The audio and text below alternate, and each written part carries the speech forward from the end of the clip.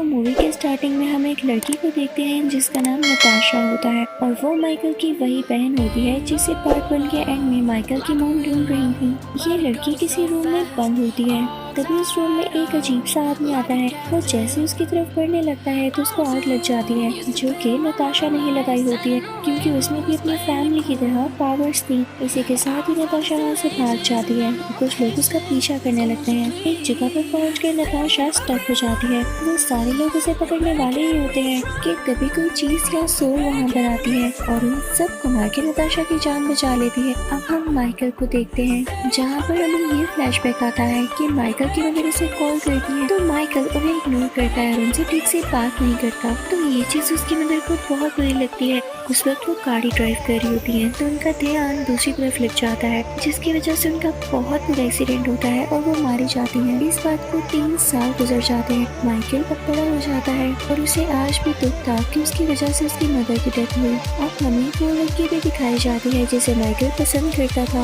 उसका नाम स्टेला होता है। पार्ट 1 में उसकी जान भी माइकल ने बचाई होती है क्योंकि माइकल के फादर ने सबकी मेमोरीज मिटा दी थी तो उसका भी कुछ याद नहीं होता। लेकिन माइकल का दोस्त स्टेला से कहता था कि उसकी जान माइकल ने नहीं बल्कि उसने खुद बचाई है। तो स्टेला माइकल के उस दोस्त को पसंद करने लगती है, ये सोचते हुए कि शायद उसकी जान बचाने वाला वही है। ये सब देख के माइकल बहुत जेलस हुआ करता था और उसे ये बात बिल्कुल अच्छी नहीं लगती थी, लेकिन आज तक उसने कभी उन दोनों से कुछ नहीं कहा।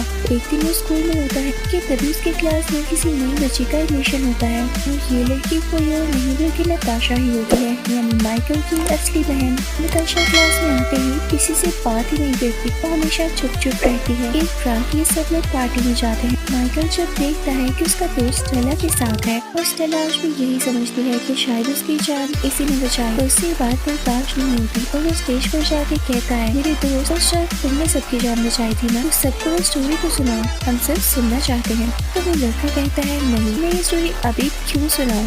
तो माइकल कहता है, हाँ क्योंकि तुम्हारे पास सुनाने के लिए कुछ है ही नहीं, तुम आज तक झूठ बोलते आ रहे हो। तो वो लड़का नहीं चाहता कि उसका राज सामने आए, तो स्टेला को अपने साथ लेके वहाँ से निकलने लगता है। लेकिन तभी माइकल स्टेला को रोकता है और उसे कहता है, रुको, मैं तुम्हें अपनी पावर सिखाता। तुम्हारी जान उस दिन उस लड़के ने नहीं बल्कि मैंने बचाई थी। लेकिन इससे पहले भी अपनी पावर शो कर पाता, उसकी बहन नताशा सिर्फ आग लगा देती है तो सब लोग उस तरफ देखने लगते हैं और माइकल अपनी पावर का यूज कर ही नहीं पाता। नताशा ने शायद इसलिए किया था कि उसकी भाई की पावर किसी के सामने न आए। इसके बाद माइकल बेहोश हो जाता है और जब उसे होश आता है तो वो खुद भी नताशा के सामने पाता है। तो नताशा उसे कहती है, माइकल हाँ मैं ही तुम्हें यहाँ लेकर आई हूँ, क्या तुम्हें पता नहीं कि हमें अलाउ नहीं है कि हम अपनी पावर्स का यूज किसी के सामने करें? मैंने तो चुपके से आग लगा दी, किसी को पता भी नहीं चला और तुम सबके सामने अपनी पावर्स दिखाने वाले थे। तो माइकल कहता है, तुम्हें इससे क्या, तुम हो कौन? माइकल अपनी शर्ट पहनने लगता है तो नताशा उसे आग लगा देती है। तो माइकल ये देख के काफी हैरान होता है कि इसके अंदर ये पावर्स हैं कैसे। तभी वहाँ पर इन दोनों की मोम आती है जो कि माइकल को बताती है कि ये तुम्हारी वही मिसिंग बहन है। वो अपने बच्चों से कहती है कि तुम लोगों में जो पावर्स आई हैं वो हमसे आई हैं, साथ ही वो गायब हो जाती हैं। तभी वहाँ पर एक डॉक्टर आता है और उनसे कहता है कि भाई इस तरह से अपनी पावर्स का यूज नहीं किया करो, बहुत जल्द वीक हो जाओगे। तो इसे ब्लड लगाते हैं। अब माइकल की मम्मी से बताती है कि तुम्हारे फादर को एक बहुत ही बुरे आदमी ने किडनैप कर लिया है और हमें मिलकर उन्हें बचाना होगा। अब माइकल की मॉम सिगरेट पीने लगती है, लेकिन इसके लिए आग उनकी बेटी नताशा देती है और ये सीन बहुत मजे का है। इसके बाद वो अपनी बात को कंटिन्यू करती है कि वो गैंगस्टर अब हमारी कंट्री में आ रहा है, तो जैसे ही वो आएगा हमें उसको किडनैप करना होगा। लेकिन ये इतना भी आसान नहीं है क्योंकि उसके साथ बहुत ज्यादा सिक्योरिटी होगी और वो हमें ऐसा करने नहीं देगी। तो माइकल की मॉम माइकल से कहती है कि बस तुम्हें सिक्योरिटी का ख्याल रखना होगा कि वो लोग किस वक्त आएंगे, किस वक्त वहाँ से निकलेंगे और सिक्योरिटी के प्लान्स क्या हैं। हमें बस थोड़े से फोन की जरूरत थी क्योंकि काफी वीक हो चुकी थी। अब माइकल यूएसबी में सारा डेटा कॉपी करता है जो कि उसकी मदर ने पूछा था और करने को कहा था, जिससे उसकी मदर काफी खुश होती है और उसे गले से लगा लेती है। अब नताशा अपने भाई माइकल को बताने लगती है कि जहाँ पर मैं पहले रह रही थी वो लेडी तो बहुत अच्छी, लेकिन उनके मरने के बाद उनके बेटे ने मुझसे बहुत मिसबिहेव किया, जिसके बाद वो अपनी जान बचाते हुए यहाँ आ गई। सच कहूँ तो मुझे मॉम लेकर आई है। काफी अच्छी बात होती है कि तीनों एक साथ रहने लगते हैं। उन दोनों की मॉम भी बहुत खुश होती हैं, ये साथ खाते हैं, एंजॉय करते हैं, सोते हैं और बचपन की सारी कमियां अब पूरी होती हैं। अब यहाँ पर हम देखते हैं कि माइकल की मॉम को एक फ्लैशबैक आता है जिसमें वो रशिया में थी। उन्हें किडनैप करके कहीं पर लेकर आया गया था। इनफैक्ट ये ऐसी जगह थी जहाँ पे वही गैंगस्टर कुछ एक्सपेरिमेंट कर रहा था उन लोगों के ऊपर जिनमें सुपर एबिलिटीज या पावर्स होती हैं। वो इलेक्ट्रिकल शॉक्स देखे कि क्या इनकी पावर्स बढ़ती या चेंज होती है या नहीं। लेकिन एक दिन यहाँ से सारे लोग भाग गए जिनमें माइकल की मॉम भी शामिल थी। लेकिन इससे पहले ही वो गैंगस्टर अपनी जान बचाते हुए एक हेलीकॉप्टर में आ गया। नताशा और माइकल की मदर भी अपने बच्चों को ढूंढने के लिए इस तरफ आ गए और इनके साथ ये डॉक्टर भी आ गया जो कि पहले कहीं पर हुआ करता था।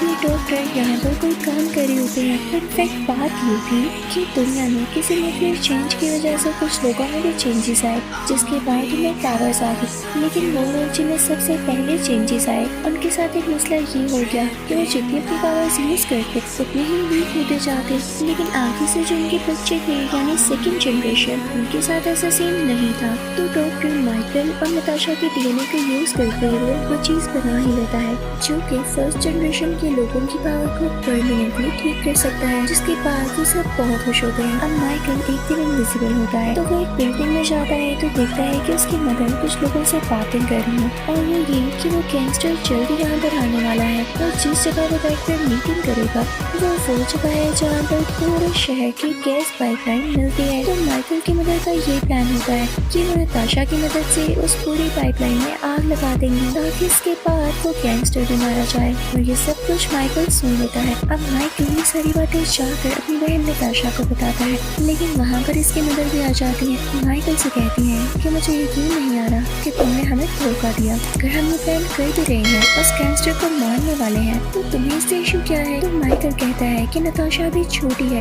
उससे मर्डर करवाएंगे। तो माइकल की मदर कहती है सॉरी बेटा, मुझे तुम्हें कैद करवाना होगा क्योंकि तुम मेरे अब किसी काम के नहीं। अब वो लोग माइकल को पकड़ लेते हैं तो माइकल अपनी मदर से कहता है इसका फायदा क्या होगा, नताशा के साथ साथ आपको भी तो अपनी पावर्स यूज करनी होंगी, उसके बाद आप वीक हो जाएंगी। तो उसकी मदर कहती है नहीं अब नहीं, डॉक्टर अपने प्रोजेक्ट में कामयाब हो चुका है। इसी के साथ वो बहुत बड़े टैंकर में जाती जिसमें कोई लिक्विड होता है, वो उसके अंदर जाती है और जब बाहर आती है उनकी बॉडी पहले की तरह हो चुकी होती है, बिल्कुल साफ और क्लीन। और अब इनमें ये पावर भी थी कि वो जितना भी अपने पावर्स का इस्तेमाल करेंगे वो कभी भी वीक नहीं होंगी। माइकल को जहाँ पर बंद किया होता है वो वहीं पर बेहोश हो जाता है और कुछ ही टाइम में उसे किसी की आवाज आती है जो कि उसके फादर की होती है। तो उसके फादर उसे कहते हैं माइकल घबराओ नहीं, मैं हूँ तुम्हारा फादर।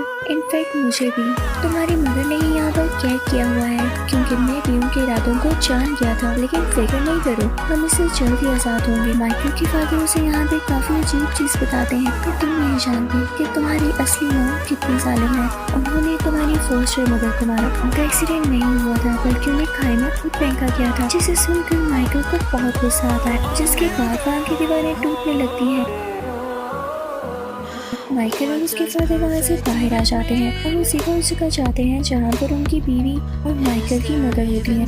माइकल यहाँ पर इनविजिबल होता है और माइकल की मदर और उसकी बहन इसी प्लान में होती है कि वो जल्दी पाइपलाइन को आग लगा देंगी और जहाँ जहाँ से पाइपलाइन गुजर रही है वहाँ पर ब्लास्ट हो जाएगा। लेकिन इससे पहले ही माइकल के फादर आगे बढ़ते हैं और अपनी वाइफ से कहते हैं कि बस करो, ऐसा नहीं करो। लेकिन वो नहीं सुनती और उनका एक साथी माइकल के फादर को दूर उठा के फेंकता है जिसकी वजह से माइकल को बहुत गुस्सा आ जाता है और वो उसी आदमी को दूर उठा के फेंकता है। तभी वहाँ पर एक आदमी स्कूल वैन को नीचे लाता है जिसमें स्टेला भी होती है, यानी वही लड़की जिसे माइकल पसंद करता है। वो स्कूल बस जोर से नीचे गिरने ही वाली होती है और क्या पता इसके बाद उसका ब्लास्ट हो जाता और इसमें वो जो स्टूडेंट्स भी मारे जाते। तो माइकल तो ऐसा होने दे नहीं सकता था तो वो उस स्कूल बस को रोक लेता है, आहिस्ता आहिस्ता से नीचे उतारता है। तो ये देखकर सब लोग बहुत हैरान हो जाते हैं। अब दूसरी तरफ नताशा की मदर पाइपलाइंस में गैस छोड़कर उसमें आग लगाने ही वाली होती है कि तभी माइकल अपनी पावर्स का यूज करते हुए नताशा को दूर फेंकता है ताकि वो उसको इग्नाइट ना कर सके, जिससे नताशा जख्मी हो जाती है। वहाँ पर एक और लड़की होती है जो अपनी पावर्स का यूज करते हुए माइकल को हवा में उठा लेती है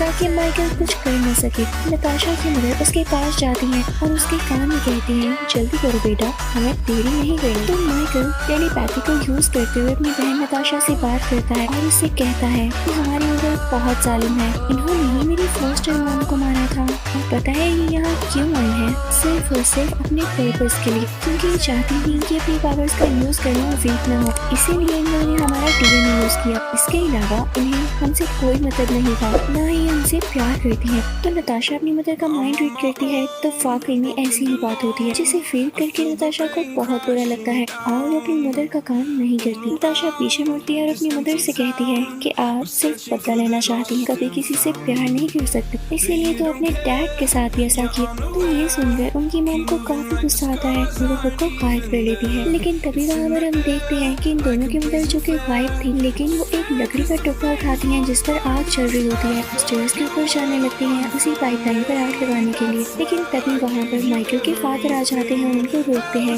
लेकिन इसी दौरान वो वहाँ से नीचे गिर जाते हैं। लेकिन नीचे एक बहुत शार्प पाइप होता है, क्योंकि माइकल के फादर ने अपनी बीवी अपनी माइकल और नताशा की मदर को पकड़ा होता है। वो शार्प पाइप एक ही टाइम में दोनों की बॉडी के अंदर चला जाता है। यहाँ पर दोनों एक साथ मारे जाते हैं। अभी हम देखते हैं कि स्टेला जब अपनी आंखों से सब कुछ देख चुकी होती है तो उसे माइकल पर यकीन आने लगता है कि वाकई उस दिन माइकल ने उसकी जान बचाई। तो वो उससे कहती है कि मैं ये बात किसी को नहीं बताऊंगी, फिक्र मत करना। साथ ही हम देखते हैं कि नताशा बहुत उदास होती है, क्योंकि उसने कभी भी एक्सपेक्ट नहीं किया था कि उसके फादर और मदर की डेथ उसकी आंखों के सामने होगी। तो माइकल आकर उसे गले से लगा लेता है और उससे कहता है कि तुमने फिक्र नहीं करनी जब तक तुम्हारा भाई तुम्हारे साथ है। मूवी के अंदर हम देखते हैं कि वो हर जगह साथ जाते हैं, उन्होंने एक दूसरे को अच्छे से एक्सेप्ट कर लिया है। इसी के साथ इस मूवी का यही पर एंड होता है। Thank you for watching.